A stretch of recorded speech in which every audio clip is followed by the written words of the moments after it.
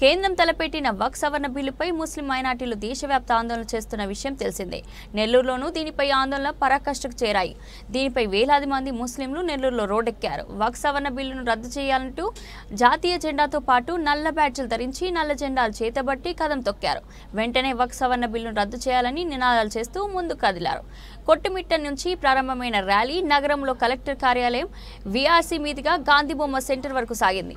ఈ సందర్భంగా joint action committee సభ్యులు ఆయన ముస్లిం నేతలు మాట్లాడుతూ కూటమి ప్రభుత్వం వక్ఫ్ సవరణ బిల్లుకు మద్దతు తెలియజేస్తున్నందువల్లనే ముస్లింలకు అన్యాయం జరుగుతుందని ఆవేదన వ్యక్తం చేశారు. ఈ బిల్లును రాష్ట్ర ప్రభుత్వం వ్యతిరేకించాలని విజ్ఞప్తి చేశారు. కేంద్రం ఈ బిల్లును వెనక్కి తీసుకోకపోతే తమ పోరాటాన్ని మరింత ఉధృతం చేస్తామని హెచ్చరించారు.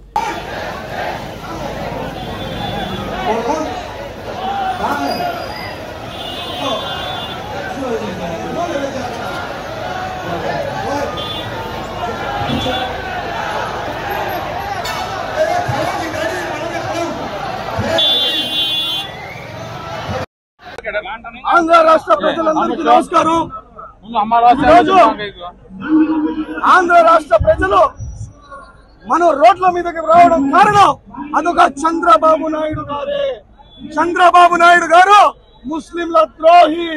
గుర్తు పెట్టుకోండి, మీరు యావత్ భారతదేశం ముస్లింలకే కాదు, మీరు మొత్తం దేశ ముస్లింలకే మీరు విరోధిగా చేశారు. మీరు ముస్లింలకి చీమ వాళ్ళనియను ఆది వాళ్ళనియను అయ్యా పెద్ద మంచి, నీకు ఎంతమంది లక్షల మంది మా ముస్లింలు ఓట్లేస్తే నువ్వు ఈ రోజు మాకు ఈ విధంగా తీసుకొని వస్తావా? ఎంత బుద్ధి జ్ఞానం ఉందా ఈ పెద్ద మంచిగా అడుగుతున్నారు. ఈ పవన్ కళ్యాణ్ ఈయన ఈ బీజేపీ వాళ్ళు కలిసి పొందినారు. ఈరోజు ఇంత పవిత్రంగా వ్యవహరించాం, ఖచ్చితంగా ఇది కాదని చెప్పుకుంటూ